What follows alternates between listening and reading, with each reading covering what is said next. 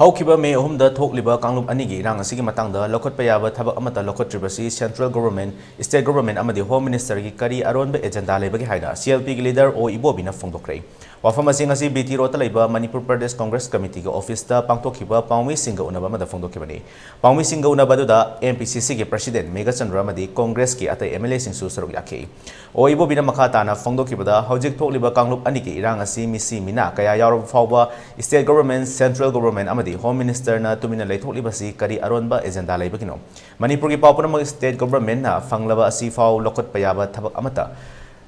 lokot tribasi kari gino haina hangki. Amaromda Congress ki matamda lairamba Peace and Harmony hojikti leitre. CRPF, BSF amasung paramilitary forcing na state forcing da feedback piribasi paliba government asige asoiba kari leibagino haina su mahakna makata na hangki.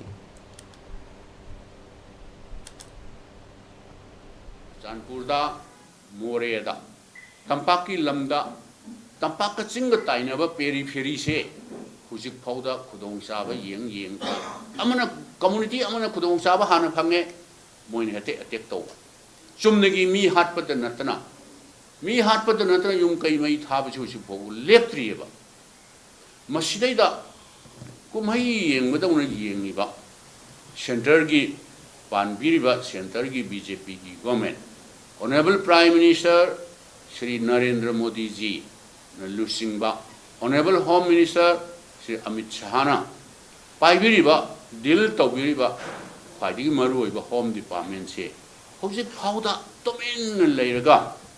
Lila Dramakum Ying, with only Ying se. Karino, Kari Arotba, Secret Oiba, Hidden Agenda Kari Laibano. Ako hindi karim tamasi politicalize to bugi wan na sa di rajaniti kudong saban law na nabat to jabanati. Number one priority di any source of ako'y wari sana ba matamda Manipur gi apun basaktam integrity si kaiba yaroy hay bisi Congress ki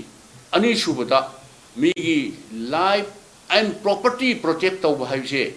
masi ako'y sarka pahaudri na hay bagi wan na tieba Lairiba state government direct deal tawripsi adagi center moy animak sarkar paiminari mne moy na di matam punamakta public platform da election campaign da double engine da vote PBU haje moy da award pa amta leitre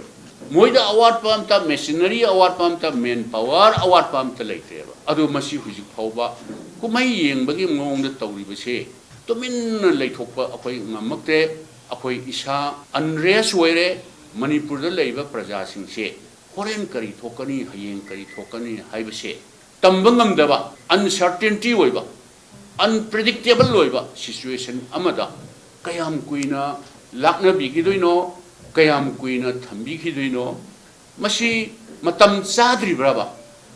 sinaba watli moi masen angam bahana suno sinaba watli haidna Kumai yeng madong yeng biribra kari aronba agenda laibino machine ba Congress party na koina hang